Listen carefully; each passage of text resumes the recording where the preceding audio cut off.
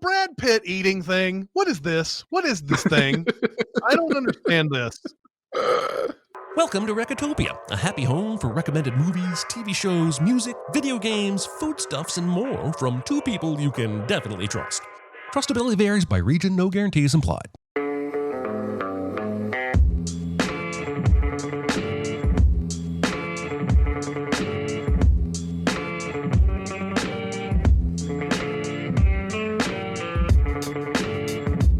And now, here are your hosts, Chris Atkinson and Aaron Dicer. You're not wearing your ring. I sold it. I don't have a husband, or didn't you get the papers? My last day inside. I told you I'd write. Hello, everybody. It is, whoa, look at that. Look at Aaron coming correct with the fingers there, the peace sign or whatever. Hello, everybody. Welcome to Recotopia episode 117. Today's big recommend is Ocean's 11 from 2001.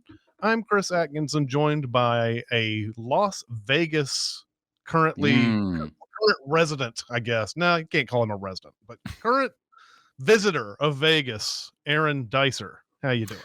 Heidely ho, Sin City Arenos. Yes. I don't know if there is a proper Vegas greeting that you could possibly come up with, but I'm glad that you're still consistent with the Flanderino there. Mm-hmm.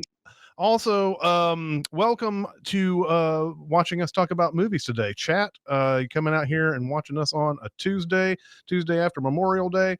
All right. So, Aaron, do you have any small recommends? It's no big deal. Itty bitty living space. It's so small and light. It's small, it's tiny, it's petite, it's wee. I do. Let's just get this one right out of the way. Just came out. Furiosa, Mad Max Saga. Let's talk about it. I think we've both seen it. I loved it. I am a little bit different than most in that I don't have the I really like Fury Road, but it was never like this amazing thing that I, put at the top of all my lists. And I was just like, oh, George Miller really knows how to shoot action. And, I'm glad this universe is coming back. I think Furiosa is better than Fury Road. I think it structurally works better for me. I think that it is almost a little more honest about its main character. Fury Road was really kind of about Furiosa as well, but it was kind of couched as being about Mad Max. This is, pure Furiosa. This is Furiosa for this one. And I enjoyed it all the way through. There are mind-blowing set pieces. Is it safe to say that George Miller just knows how to direct big scale action better than anybody else right now? Like, it's just, he blows me away with this stuff. He probably does. I guess it's a different kind of action, but the John Wick movies are all about this practical effects and real stunt people and things like that. And I don't know, as far as out there in the environment somewhere, I don't know if anybody else does it, because everybody else is doing the big CGI stuff. So a lot of this stuff is just, we'll just have a computer come up with it later. And this one is definitely not that. You can tell just by the camera work, and it's just so refreshing to see that. There's a scene in here that blew my mind where he just basically conducts an entire action scene all in one shot. And it's just a beautifully made thing. I am going to need some time with this. I agree with you on the structure of the movie. I think it is better than Fury Road when it comes to that. I don't know if it's better than it action wise, and I am not sure that they give you all the good motivations of Furiosa and what she does and why she does it. But there's a gap here, I feel like, in this movie where I'm like, man, I could have maybe used more Chris Hemsworth as the main villain of this movie for a while instead of him, because he kind of disappears for a little bit. But anyway, not to get into spoilers and anything like that. I really liked it too. I'm not sure if I like it as much as Fury Road, but there are some majorly great things in this. So I was happy with it. And I think maybe a lot of your enjoyment of this movie when you watch it may come down to how you feel about the ending, because there are some choices made with where this movie ultimately goes. And I don't necessarily mean story wise, narrative wise, I mean tone wise. Like there's an interesting kind of gear shifting that's happening through the end of this movie that I really loved. There's an intimacy to it that I have found missing in a lot of modern action movies that I really love. But Yeah. I know others who hate the ending of this movie. So like I think a lot of it might come down to that for people as they watch it. Yeah. Yeah. And yeah, like you said, he's, I think when he's directing these action scenes, he really does sort of just like, well, this was here and it's going to be there in the next scene. And if somebody's about to fall off the back of this rig, if we cut, we're going to show him falling off the back of the rig. Like everything is in place on these things. A lot of times you watch action scenes, you're like, oh, he fell off the thing, but then there's no like follow through to it. That's what I was sitting there thinking on one of these action scenes, and somebody gets thrown off or something like that of the rig. And I was like, okay, usually they cut, and then you're just like, oh, well, out of sight, out of mind, but not in this movie. Nope. He gets away, and the guy's just like, he's tumbling off and everything. So he keeps track of everything. Everything's continuous in it, and well done. So yeah, it's so good. A much smaller scale action movie from the 60s. I bought a whole bunch of Criterion Collection stuff a month or two ago, and it's gonna take the rest of my life to get through it probably, but I bought a whole box set of this character named Zatoichi, and the first movie is the Tale of Zatoichi, and it's a blind swordsman movie. The blind swordsman goes into a town, and it's basically run by gangsters. And I guess I'm ignorant on the Yakuza, but this is like way back in the day. They're talking about Yakuza. So I guess this has always been a thing, Yakuza gangsters and stuff like that. But he goes into this town, and he says your main guy said I could come out here and hang out if I wanted to. And they're like, yeah, cool. And so he's just one of these characters. He's not to be taken lightly, but I got in this movie almost immediately because one of the very first scenes is him doing a gambling game with dice in a can, and all these people around him know he's blind.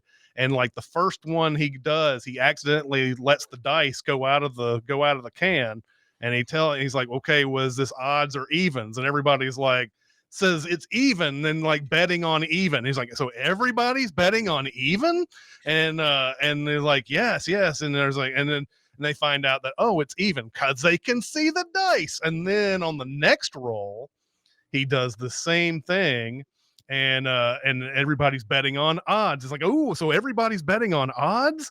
And so he goes down and he feels around and he feels the dice. He's like, oh, those dice must have fallen out of my sleeve. And he pulls the can up, and the dice are like even. And so everybody's like, you cheated us. He says, wait a minute. So you made the bet based on what you could see, and you're telling me that I cheated you?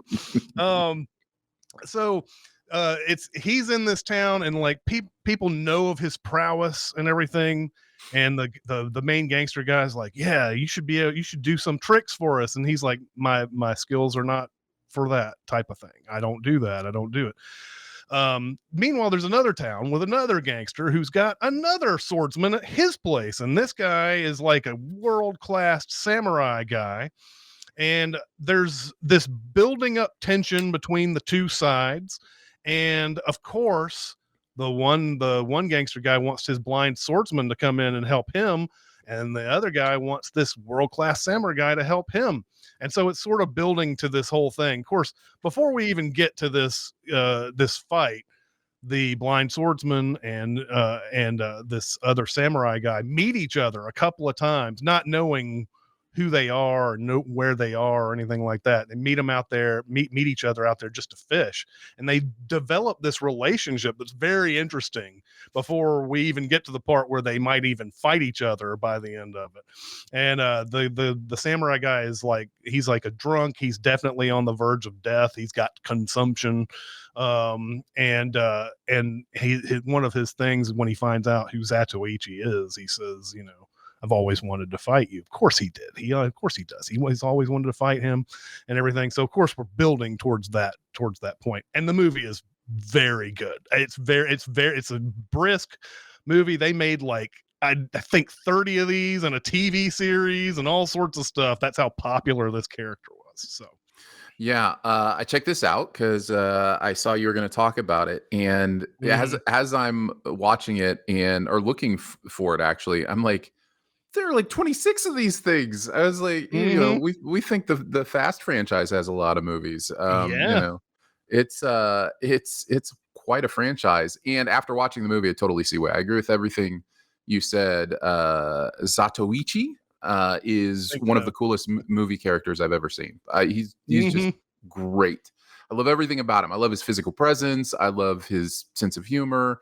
Very subtle. I love his ability to know when it's time to blow everybody's mind and when it's time to lay back. He's such a fun character that he makes the movie for me. I'm not sure without that character.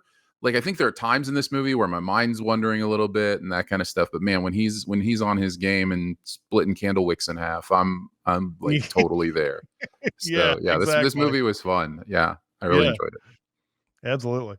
All right, so for my next one, I'm going to go with a movie I just saw recently, still in theaters, called I Saw the TV Glow. Oh, I've seen trailers for this. This is a very interesting movie. I wouldn't call this like, you know, the classic Wreck-A-Warn kind of thing, because I'm not really warning. What I would say is this is a fantastic movie that just isn't built for me totally, but I'm in awe of some of the things that it's doing.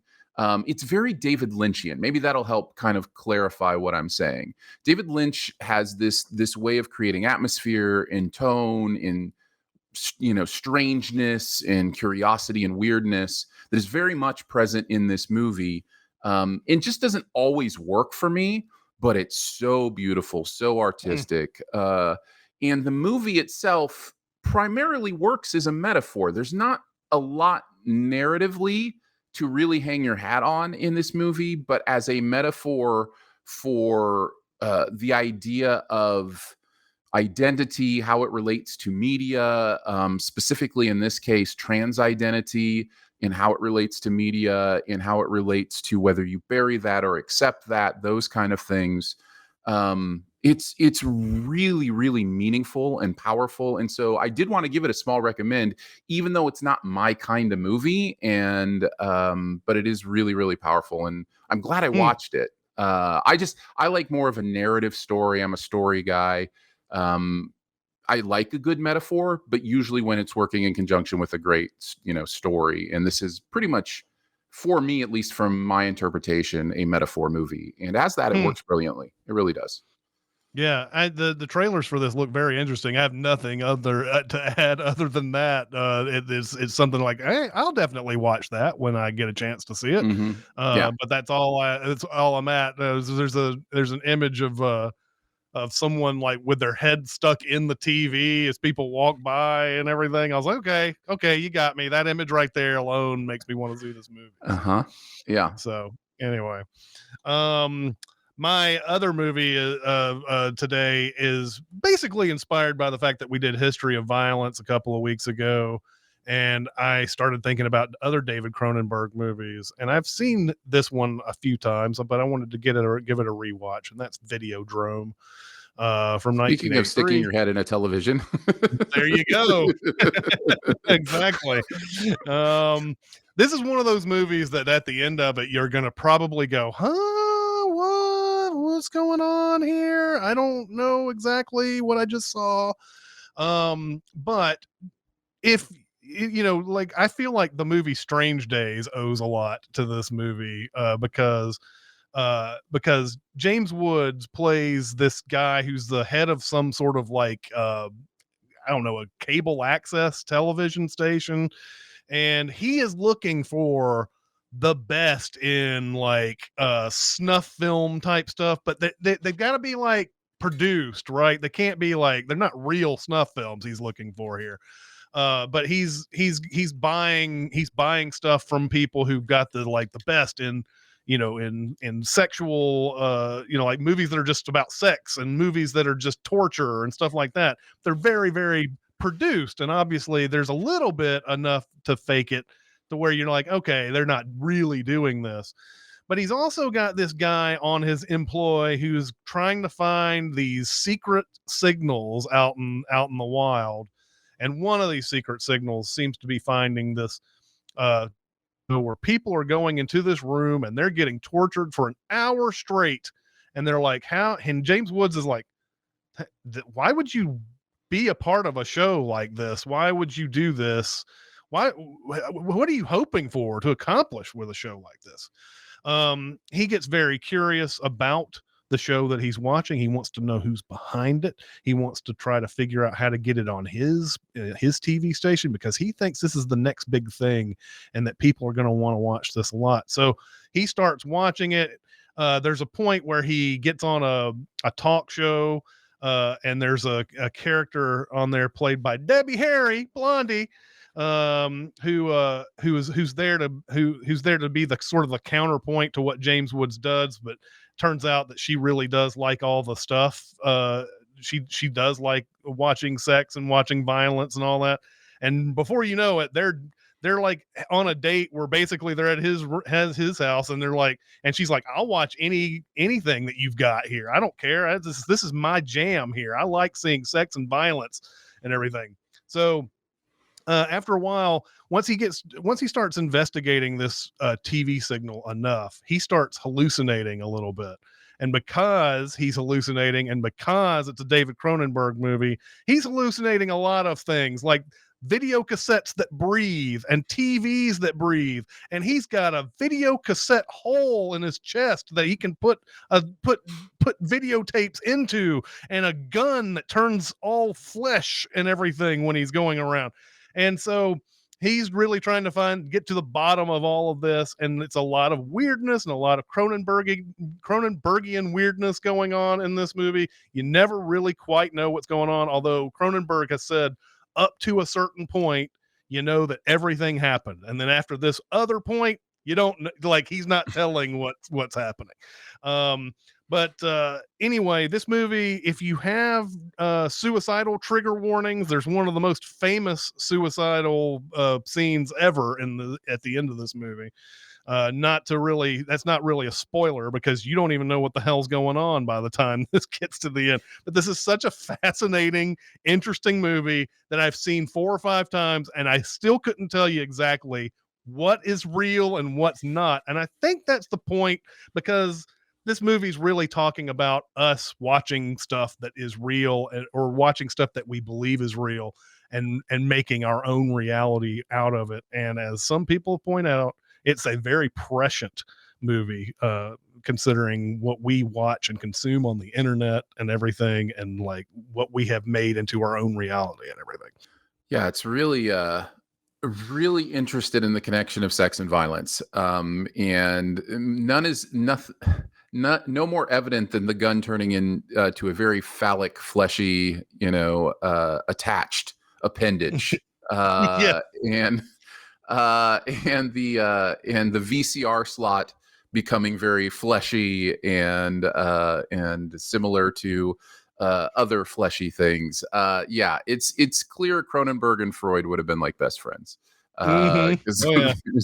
There's a lot of weird stuff, and like you said, it's very prescient about where media has gone, where technology has gone, and about how we continue to process what does creating art, viewing art, about the darker parts of life, or the more hidden parts, even, we should say, of of life? How does that impact us? All of those kind of things. We're asking those questions because it's more available than ever. So yeah, it's a very interesting and not my cup of tea. But I was about to say, this doesn't sound like a movie you enjoy.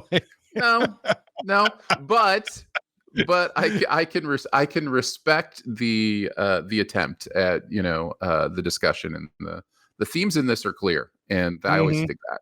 So yeah, absolutely.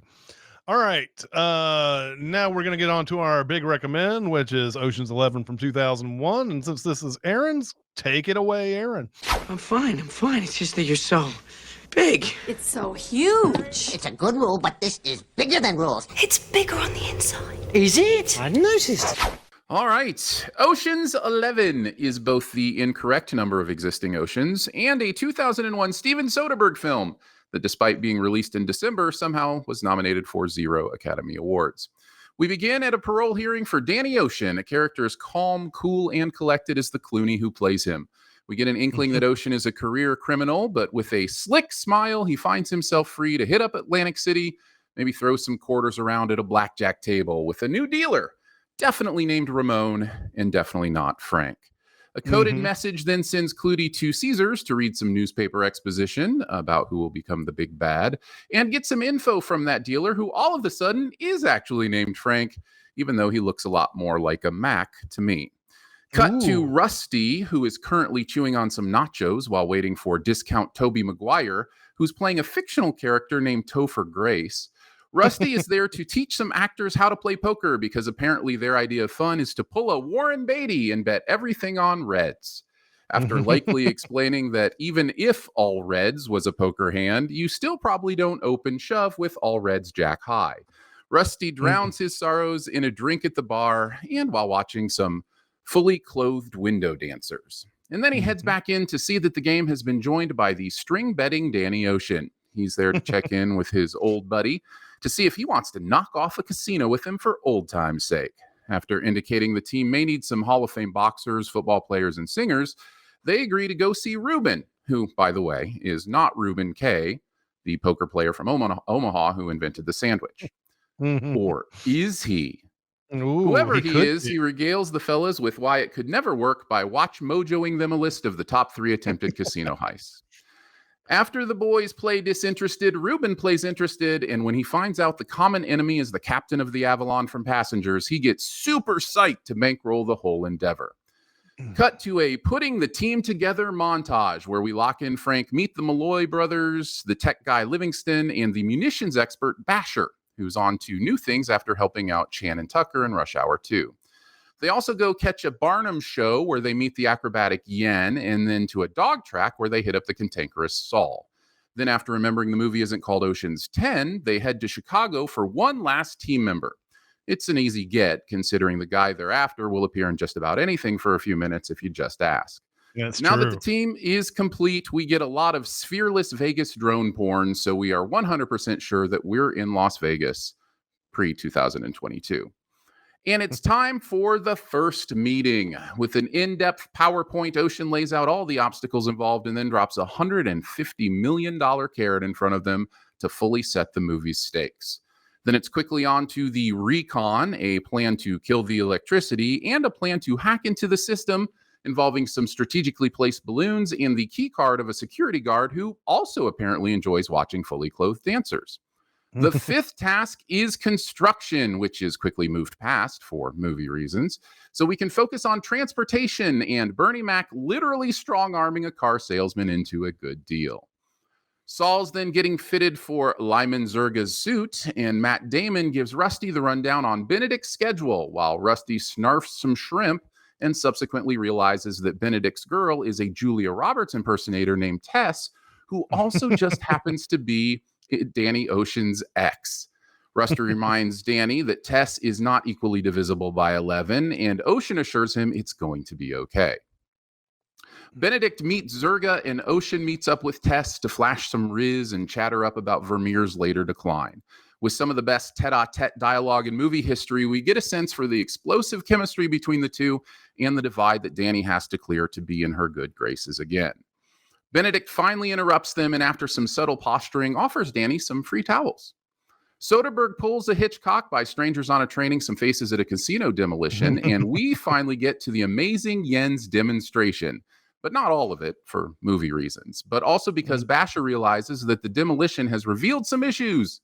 Once they translate his Cockney rhyming slang, Basher suggests a pinch could do the trick, but they need to rob one from a science center. And now Soderbergh pulls a Nolan by staging a heist within a heist. Of course, we don't really get much of the heisting. Mostly it's just a plot obstacle of Linus disobeying and Butterfly affecting his way into smashing Yen's hand. Then another obstacle appears, and this time it's Ocean, who's gotten himself banned from the casino. So Rusty kicks him out of the band and brings in Jason Bourne to sing lead. And it's on to the heist. Saul kicks things off by bringing a briefcase in to store in a vault, even though he's almost waylaid by Bucky Buchanan from Saratoga doing his best impersonation of Needle-Nosed Ned from Case Western High. Up next, the Malloys wheel in some yummy yen room service, and Caldwell pretends to be the NGC and gets Ramon kicked out, so Danny could have a few more minutes with Tess and probably other heist-related reasons. Bernie Mac then plays the race card so Linus can pickpocket Benedict, which is a dead giveaway that Ocean was never supposed to do this part. Speaking of, Ocean is now taking a premature faux beating in a cameraless room, and Saul, not feeling so good, man, is on the verge of collapse. We then get a glimpse of the fight crowd, but Cage and Sinise are nowhere to be seen, so the movie isn't all that interested in staying there. Back upstairs, down goes Reiner, which gives Livingston just enough time to switch the elevator feed so Matt and George can go out to the coast and have a few laughs in the elevator shaft. Meanwhile, the Malloys, who look strikingly like the balloon delivery guy, the Russian security guys, and the room service crew, come in to revive Saul with Brad Pitt, who somehow is not eating anything in this scene when he pronounces Saul dead. Basher is given the go-ahead to kill the power and EMPs the entire strip just long enough for Clooney and Damon to descend down the elevator and all bedlam to break loose in both the ring and at the tables.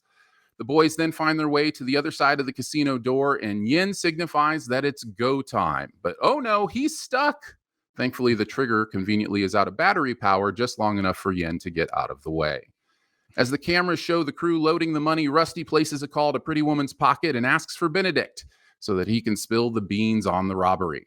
This rushes Benedict to security to see the monitors that seem to show normal vaults are actually being robbed. Rusty lays out the deal that if Benedict lets them take 80 million out the door, they won't blow up the other 80 million. Benedict calls 911 and then tells Rusty to give him the lowdown on how this is all going to work. So let me explain it. No, there's too much. Let me sum up. Guards load money in truck, air stuff go boom. As SWAT pulls up, Benedict tells Rusty to run and hide, but Rusty is way ahead of him. Benedict is following the van and watching SWAT invade the vault. Once Benedict takes a look at the mess, he tells SWAT to get lost and then needs to know what's happening with the van. They tell Benedict that the van wasn't carrying money. Pause for effect. They tell Benedict that the van wasn't carrying money and they just blew up worthless flyers, which honestly is probably not a very nice thing to say because I'm sure Sherry put a lot of work into those flyers and deserves to have her work respected. I think she did. Flyer work is real work. Terry starts putting 2 and 2 and 2 and 2 and 2 and 1 together and realizes that the vault on tape was a phony and that the real money was taken by the SWAT team, led by a Rusty who reveals himself to the audience and also the cameras in the casino that he is still walking through. But Danny isn't done as he and Tess tune into tonight's episode of Candid Camera, where Alan Funt has Andy Garcia say he'd prefer his 160 million over her. As Claire de Lune swells, Tess chases down a handcuffed Danny, gives him a kiss, and we see the rest of the crew enjoy the Bellagio fountains in a lineup that could only be staged because people line up 4 deep for every stinking show of that fountain. That's what I'm saying.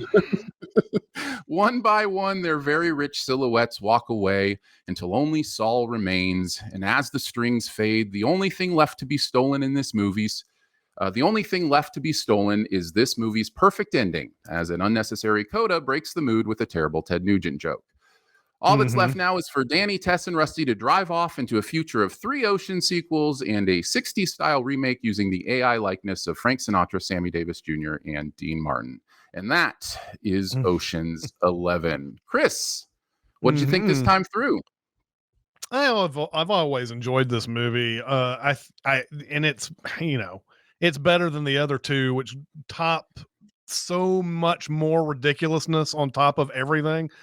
And this movie is definitely ridiculous and still impossible. I don't care how many times, you tell me that this is, right. You get 11 best people in the world to try to do this, you're going to fail. I'm sorry, you're going to fail doing this. But I've always enjoyed it. It's not that type of movie where you're sitting there like deconstructing everything. I do think that the flyers is the biggest plot hole of that entire heist, because that's the one they have to get the flyers down there somehow. And who's brought the flyers down there? Nobody, but they're there. They're there to do the thing at the end. Going through this, I don't have very many things to say about this, but I love the Soderbergh opening with Clooney walking into the parole hearing, and it's just on him the whole time, no edits, until the very end where they get on the little close up of him. And I think Viola Davis that's her voice over the as the parole, one of the parole hearing people. I believe that's right. That makes sense, because Soderbergh used her a lot. Like he really liked Viola. Did he? I didn't realize that. Yeah. But I do love that opening. It's very, very Soderbergh, and especially follows, especially with like Aaron Brockovich and stuff like that he had just done, has that same kind of feel. Out of Sight for sure. Yes. The Brad Pitt eating thing. What is this? What is this thing? I don't understand this. Why does every actor of his stature have a thing like this? Where is that in the contract, or is it just incidental? Because Tom Hanks has a peeing thing. He has peeing in his movies. Should see a doctor about that.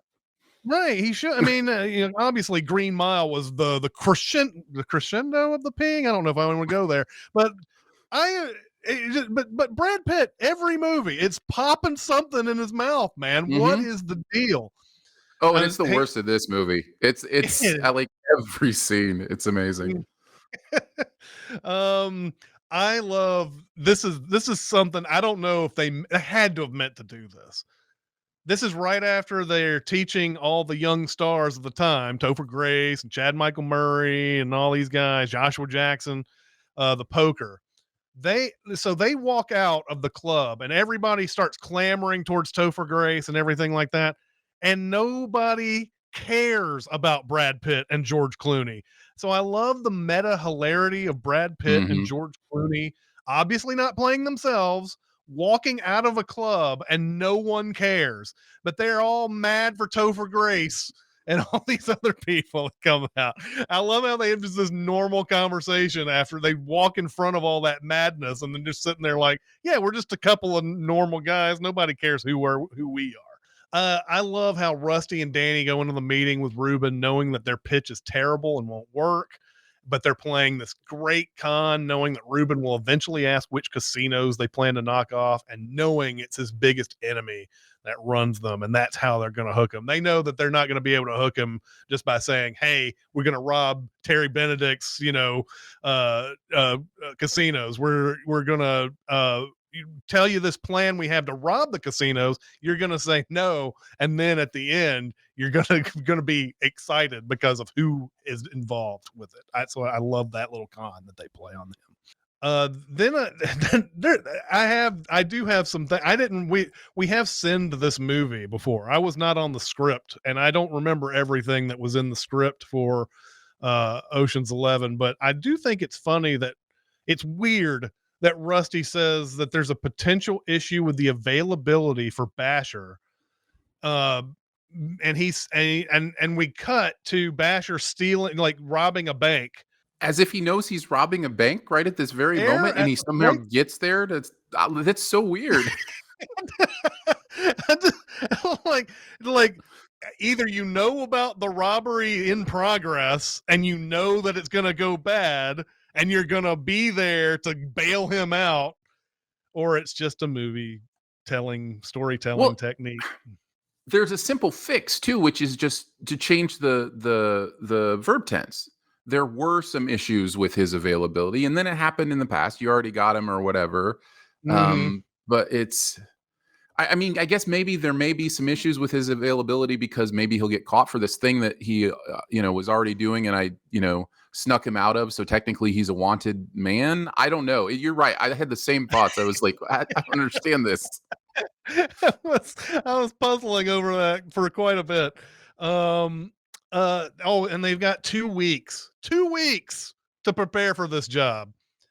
Any information that they gather, by the way, during this whole thing could be completely out of date by the time they have to rob this casino. Like the certain employees may not be there at the time that they do this. There might be, and sure, I think that we're supposed to believe that they know everything about this, meaning they know like the everybody's schedules and everything. So like if there is a situation that comes up with different employees or whatever, they'll have an answer for that. But they're like going deep on all these employees and everything, and like how everything goes. And they got 2 weeks. They get this done in 2 weeks. Not to mention, as you alluded to, building an entire replica of the vault that they have to, use in this thing as well. I think that's hilarious. Now, yes, you did mention one of my favorite parts of this movie. The tete-a-tete with Danny and Tess is great. The dialogue is really, really well done in this, and everything that they say has a thing that comes back to them every single time. So the anchor of that one is, does he make you laugh? And she goes, well, he doesn't make me cry. And that's devastating. And then there's so many other things that happen in there where it's just like they'll say something and then they'll come back. Like it's the whole thing, like where so you don't lie anymore. No, he's like, I don't do that anymore. What, lie? Or no, what, steal? And he goes, no, lie, or something like that. So this is like this. Yeah. I love that back and forth between them so much. It's very well done. Absolutely a fantastic part. Then yes, you mentioned the demolition scene, borrowing from strangers on a train.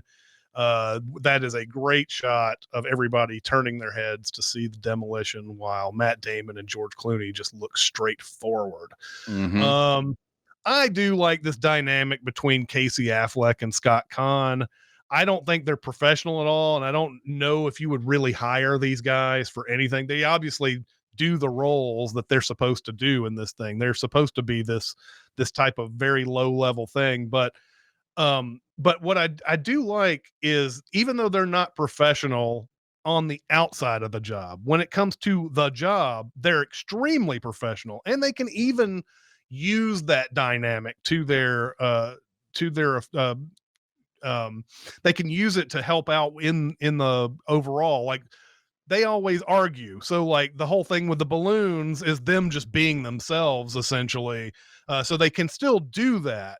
But like, it's kind of crazy to think that, would you hire these guys? And I probably wouldn't. There's probably no way I would hire these people, but they end up being very professional during the job. The only time they're not is when they're in the van and they're trying to get the pinch thing, which I think that whole scene is the movie trying to make it look like, oh, well, it's not that easy, because Matt Damon inexplicably is on the van, even though they don't need him. I don't know why they even brought him along if they never intended to put him in there. So the only reason Matt Damon is on this van is to get annoyed at the brothers and yelling at each other, and then get off the van and go in as they're pulling the pinch in, and he gets trapped in the building and everything. So that's, to me, there are a lot of manufactured conflict moments in this movie to make it seem like, oh, well, it wasn't that easy. It wasn't like everything was pulled off with a hitch. But yeah, but why did you bring Matt Damon along on this thing that you never intended to put him on? Let's see. Oh yeah, honestly, aside from being in the security room when the cameras get hacked and then feigning a heart attack, I'm not sure if we even need Saul in this. And I love Carl Reiner, but it seems like the whole reason he's here is so, like it seems like the movie's telling you his case of jewels needs to get down in that vault. But like it feels once Yen gets out of that money thing and pulls out the case, he just puts those things in his pockets anyway. So I don't know why they couldn't have just put those things in his pockets in the first place. That may have been the alternative thing that they needed to do if Saul didn't get his case down there. But other than his heart attack, I don't know if he's really needed. That whole thing is even needed. I mean, does that make sense to you? I don't. Yeah, I think I think I see what you're saying, and there certainly is an alternate. It seems like there may be an alternate way to do it. Mhm. He is used as a decoy a couple of times so that Clooney can get time with Julia Roberts, or Danny can Yeah. get time with Bess. Um, so it may just be that it's helpful to have a persona in the casino that can, do those kind of things. And he is he's the actor of the group, right? Like Mhm. his job is Yeah. to actually become somebody else. And Oh yeah. yeah, he has to get himself, it serves two purposes. It gets the briefcase into the vault, and then also gets somebody into the security room to Right. watch the briefcase in the vault and to create a distractions while they switch the tapes. Yeah, So yeah. And it's really basically the only thing like that it comes down to is that he needs to be in that security room. I don't know how they know he will be in there once they mhm. start delivering the case, but yeah, I'm not saying he's worthless. I just think it's funny that they go through all this trouble. I need to put this case down here. And then Yen just sticks all those things in his pockets at the end anyway. They didn't really need to go through all that, but they did just for the idea of him being in the room and feigning that heart attack when the cameras go off and everything. So not completely worthless. I just wish that could have been rounded out a little bit better on their plan. But and then let's see. Yes, and then yeah, we talked about the flyers and then I the I think also at the very end of this movie they are kind of asleep at the wheel when they go to get Danny at the prison. I mean, certainly Benedict is looking for you and like is kind of suspicious of you.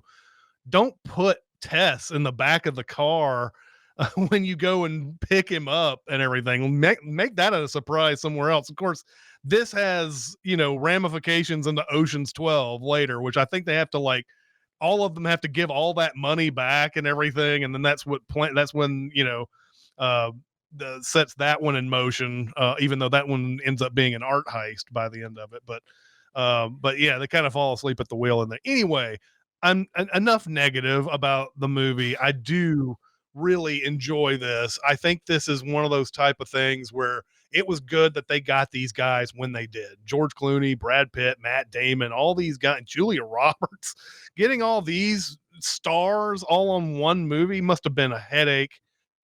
I mean, even though it's Soderbergh and he was red hot at the time, I feel like getting all those schedules cleared out to do this, and this one of the last movies that probably one of the last movies of the movie star era that you could talk about too. Like the movie star is fading at this point, and there's only a handful now that I think can just like sell a movie on their name alone. And some of these guys, even Clooney, had had a rough time selling movies just on his name alone, and that's not anything new for a lot of these guys. But there's something about the sort of the transition point here that they make this movie in 2001 and movie stars are kind of fading out in the distance. This is one of the last movies you're going to see like this where you're going to be excited about how many big stars they got into it, because there's not that many anymore. Yeah. You covered so many of the things that I love about this movie and so many of the little nitpicks I would have. I will say that this is one of those movies that I just don't care. I'm having so much fun that even when those little things, pop up in my head, I just make the movie, have fun. I'm having so much fun with this crew and everything that they're doing. I even think of things like every one of these, the pieces are going to get put together, and every one of these people is in trouble. Like, especially the Malloy brothers. They are, it'll be so clear that they've been in the building 3 or 4 different times, as 3 or 4 different parts of this scheme. They can't show their faces anywhere. And the movie never it almost makes it feel like they all get off scot-free. And I'm just like, so many of them are clearly caught on camera being a part of this thing. So it's just the movie never really wants to reckon with that.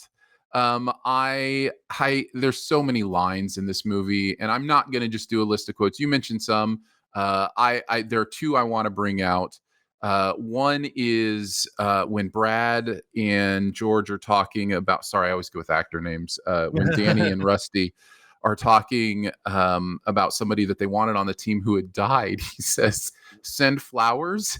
And then Rusty says, dated his wife for a while. And it's so subtle, like as if that is equivalent. Like, that's Rusty's version of sending flowers is, I treated his wife real nice for a while. We had a good time. Just cracked me up.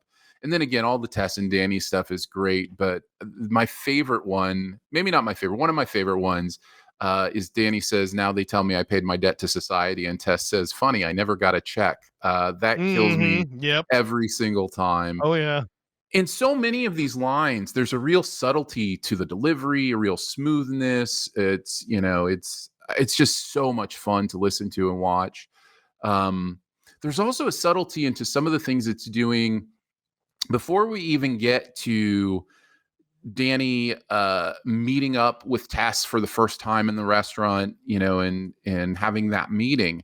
We get this subtle moment with Benedict, with Terry and Tess, where she goes in to give him a kiss and he looks up at the camera as if to indicate, don't kiss me right now. There's a camera here. So, somebody's watching, which again pays off later with her big line at the end. You should know there's always somebody watching.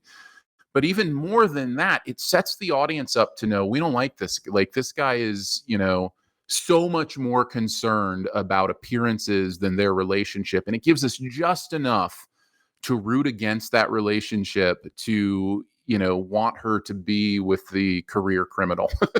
So it really sets us up to root for Tess and Danny in a really real way, which I love.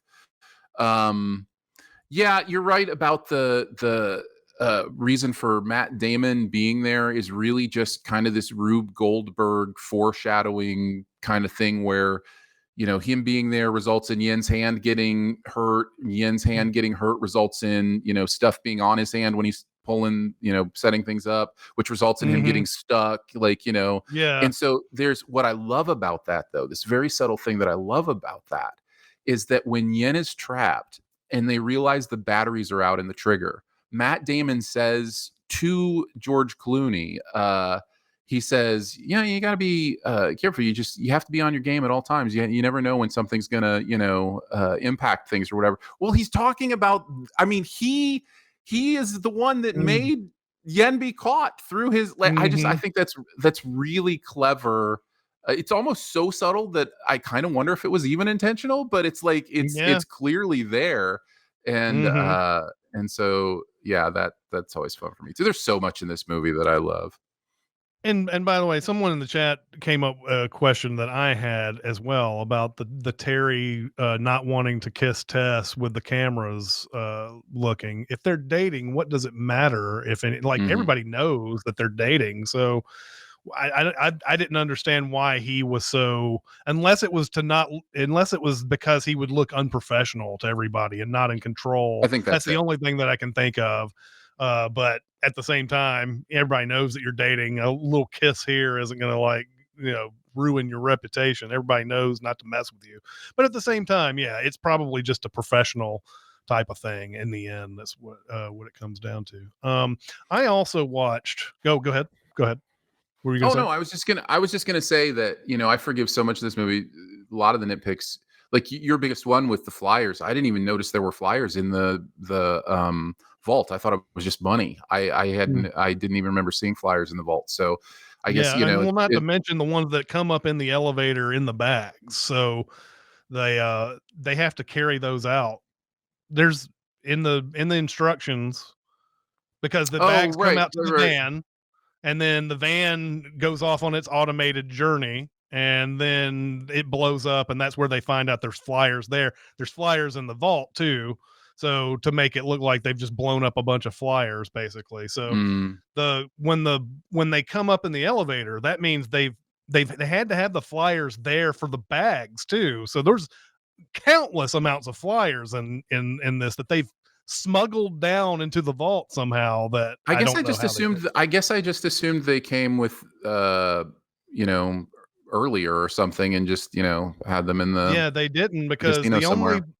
the only person that gets down in the vault during the entire thing until Clooney and Damon do is Yen.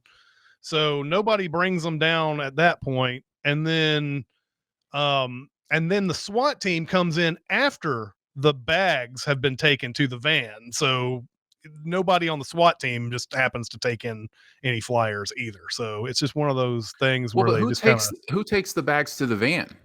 Is it the Ocean's crew? no, it's their actual crew. It's the actual Bellagio security guards that take those bags. Hmm. Next time I'll have to pay better attention. Well, how did the Bellagio? I'm confused. How did the Bellagio team get those? So it's saying the Bellagio team went down to the vault, got They went to the prepackaged elevator. bags. Okay, They went to the elevator. They put the bags on the elevator and sent the bags up to the elevator. Then the security guards got it. took them off. And yeah. All right. Anyway, um, I know we're running out of time. I did watch the original Ocean's 11 with Frank Sinatra and Dean Martin to sort of compare these two movies and everything. This 2001 version blows this one out of the water. The 1960 version. The 1960 version, much like a lot of movies, I mean, you could even put It's a Mad, Mad, Mad, Mad World in this. When it gets a bunch of stars, it's like, okay, we need to give time to these stars and do what they do and blah, blah, blah. And like Dean Martin, who had just come out with a song called Ain't That a Kick in the Head, sings that song 4 times in the movie. Like, it's just one of those, like, let's get in there and let's let Dean Martin do his songs and everything. The movie wastes so much time. You don't even know what they're going to do and for like an hour of the movie. You know that they're up to something. They're all a part of the 82nd Airborne. They all used to be in the same they were all in the war together and all that. That's the way they know each other. And the heist is 5 casinos in 1960 and it's very basic. It's turning off the power, basically kind of like what they do in this one, but it's different. They just knock a tower down and the power goes out for a while and they go in through some doors that are marked and that have that glow in the dark paint or whatever. They just walk out with the money while it's dark. And that's basically what it comes down to. And that movie just wastes so much time. I'm just like, this is okay. I kind of like this. I mean, it's okay. It's all right. It's nothing special about it whatsoever. It might have been special back in 1960, but yeah. The super secret double feature on this one. Be very, very quiet. Secret? What secret? Our dirty little secret. I tell you something I've never told anyone. Chat has come up with a lot of good ones, but I am gonna go with Inception on this one. This is the things that this movie reminds me of that one so much is that it's about getting the crew, and it's not necessarily all people you know intimately, but like just know that they're good at a certain thing. And of course, the main the story about Inception was that this is like shooting a movie and like everybody's got their own roles, one's a producer, one's a writer, one's an actor, blah blah blah, all the stuff. And he also has a thing where an ex-wife could compromise the whole mission, which is something that happens in Inception as well, as well as Ocean's 11. So I think these two movies have a lot in common as far as that setting up a heist and the characters involved in it. There are plenty of good ones that are mentioned in the chat. Lock, Stock, and Two Smoking Barrels, I think, is one of my favorite ones, just because of all the things that just keep going back and forth in that movie. But there's a lot of good ones like Italian Job. People mentioned Out of Sight, which is a poster that's behind my head right now. Those are all very good, but I thought Inception would be the one for me on this one. Just the assembling of the crew and all the different little aspects that I think are about the same. So I like it. All right. For next week, the movie that I'm going to go for here, since we talk about this movie a lot in just movie vocabulary and everything, it would be good to revisit it, especially under this format. And I'm going to do Rashomon from 1950, Akira Kurosawa's masterpiece. So a very short movie. I believe it's on Max and it's on Criterion Channel. I don't know where else it might be. But I'm looking forward to rewatching this movie. This is a really good one. Have you seen this one, Dicer? I have not seen Rashomon. I am excited for this. It's been on my list of shame for a while, and I'm excited to tick it off. All right. Awesome. If someone's asking if we've done this before, I have looked and made sure that it wasn't done while I was away. And I'm pretty sure we didn't do it when I was here before that. I think it may have been small recommended. It's definitely been referenced, especially 2 or 3 weeks ago. Not 2 or 3 weeks ago, but a month or so ago when we were talking about The Last Duel, which has a lot of similarities to this one. Anyway, I'm looking forward to going. This is an hour and a half. You would think, a movie with this stature is going to be one of those epic 3-hour long things. It's not. It's an hour and a half. So, anyway, that's going to do it for this week. And you're maybe still in Vegas next week. At this time. Yeah, I'll still be hanging out here for the show next week. Yep. Okay. All right. That's going to do it for this week. Once again, thank you, chat, for coming out and watching us talk about movies. Appreciate that. But we will see you next time. See ya. See you guys. Bye. Be a part of the live show by being a member of the Sin Club at Patreon at patreon.com/cinemasins. Chat with us on the Cinemasins Discord at discord.gg/cinemasins or Cinemasins Twitter at Cinemasins, and email any comments or questions to Recotopia at cinemasins.com. That's RECOTOPIA at cinemasins.com.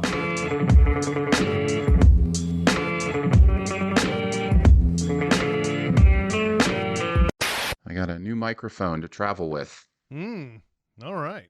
It looks colorful and exciting. It is. It like changes colors, and I can turn that off. But since I'm in Vegas, I thought, when in Vegas, do as the Vegans do. Exactly. So are you going to be doing some WSOP while you're out there? Yeah. There's an opening freeze out that I'm really excited about. $500 freeze out. That's like event three, something like that. Yeah. Yep. Yeah, it'll be my first freeze out, which I'm excited for because I never rebuy. So like it's always annoying when people are just playing crazy and take you out. Like I had my aces cracked by ace 6 because of this. The guy was just like, it's time to, like he literally said after he got it all in, I'm just, here's my rebuy or whatever. Oh yeah. And then of course he, pulls the straight on the river or whatever. But of course. But it's like a freeze out will be nice because everybody's on the same page. Like this is it. We all get one bullet and we all have to use it wisely. So I don't think it's any surprise that the ones that I've gotten far in are ones that are freeze outs, and they're both turbo structures. And so like those were the ones that I got, like, one was I think 19th and another one was 38th last year. And those were the ones where you could just kind of be like, I got a hand, let's go with it, and not worry about it. But also, there weren't constantly people who got knocked out who were coming back in to just flood the whole thing back up and everything. So yeah, I prefer the freeze out myself. And then I'm gonna play over the weekend. I'm gonna play in the Mystery Millions again, which I thought was really, really fun. Is that the mystery bounty and all that?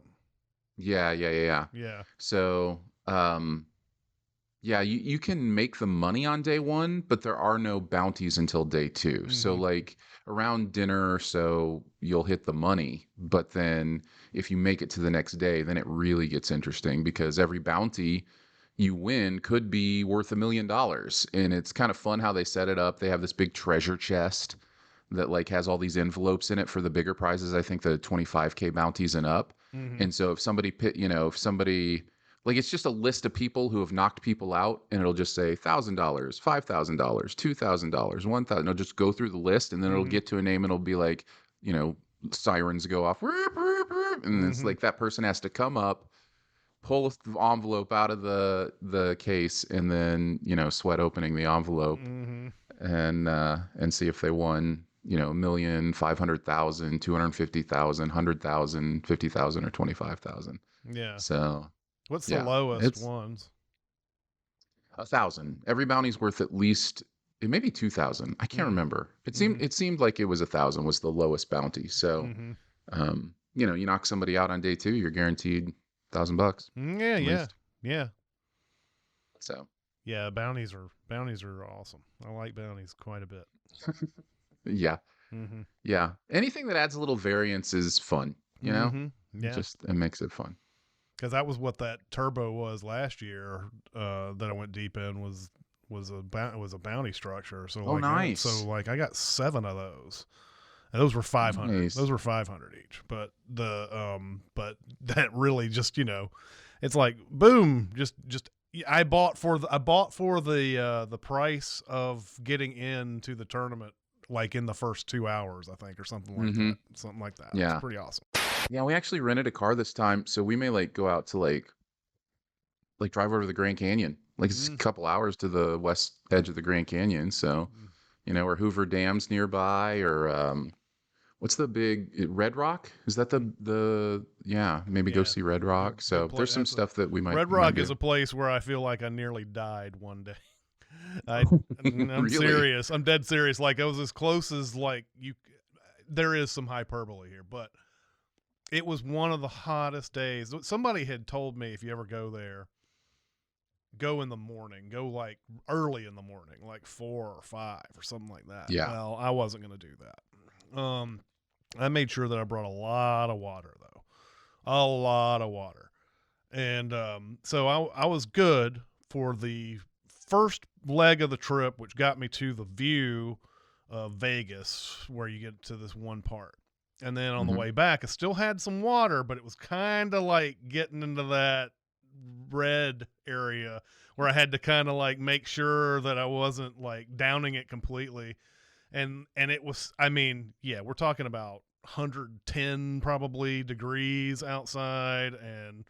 And once I got back to my car, I was not thinking straight and was just almost completely delirious. I had to sit there for a while and make sure I had still had some water left at the end of it. There was one bottle that I had that was that for whatever reason I had stuck it in a part of the refrigerator where it froze, and that frozen water stayed frozen. That's how frozen it was all the way through this trip. And so it was the last bottle I had. And so I was on the way back, I was using that as my recovery water and everything. But yeah, Red Rock is worth it. Be sure to bring water and bring, shoes that you can, walk around in and all sorts of stuff. But yeah, Grand Canyon is definitely worth it if you've never been there before. I've been now twice. And the drive out there is just unbelievable. It's such a great, depending on where you go, it doesn't really matter which way you go. You're going to see some awesome desert landscapes. It doesn't really matter. But last year went to the Northern Rim, which takes you through Utah. And it's just one of those things where you're on a road and you just can't believe the panorama that you're driving through at that moment. It just doesn't seem real. I know that there's people out there who drive it every day, and it's like, that's it's Utah for you. But for me, it was, I'd never seen anything like it before. Yeah, that was Alaska. Alaska was like that. You just get on the road and start in just the most gorgeous mountains, 360. Just like everywhere you look is like a picture you could take. Yeah. That's fun. Nature's cool. Oh yeah. Nature is cool. Yeah, we're getting excited. We're gonna go see all of the UK. So we're doing like 4 or 5 days in Ireland in October. Mm-hmm. I'm really excited for some of like the beach rocky beach kind of stuff, because we don't really have that here in the States. Like there's some like northeast beaches that have rocks on them, but there's nothing like cliffs right out to the ocean kind of stuff. So yeah, that'll be cool. Is Ian gonna be in on that?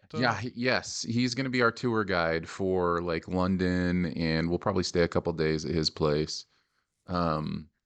But yeah, I'm also doing like all this research into the like genealogy of our family and stuff, because we are like both sides, my mom's side and my dad's side are UK. Like that's where they came from. My dad's side came through Canada first, then to Michigan, and they left in like the early 1800s. And my mom's side, like, are OG colonizers. Like they were here in the 1600s, like before the Mayflower came over. Like they were in Virginia and doing that stuff. So were they dicers? My mom's side were birds. And like if you look up like BYRD, by the way, if you look up like Colonel, was it William Byrd or something like that? Like very famous Virginian, was I think founded the city of Richmond. Yeah. I think that's what I remember. I think hearing that name from. Yes. Yeah. But anyway, so that's like my mom's great grandpa. But my dad's side, there were dicers in England. So like Somerset area is where they lived up until the mid 1800s. And so I'm doing like all this research on like, is there a gravestone I could go see, from like one of my ancestors, one of my dicer ancestors or whatever. And we found 3 graves, confirmed dicer graves in the Somerset area. However, because it was like early 1800s, they didn't have stones or any kind of memorials or anything. Like they're just buried there. So now I'm trying to decide, is it worth the trip down to just like walk in the cemetery where other dicers are buried, just for like kind of the historical aspect of it? I guess the question I'm asking in this modern era is it worth anything without a picture? Is really what it comes down to. Yeah. Right.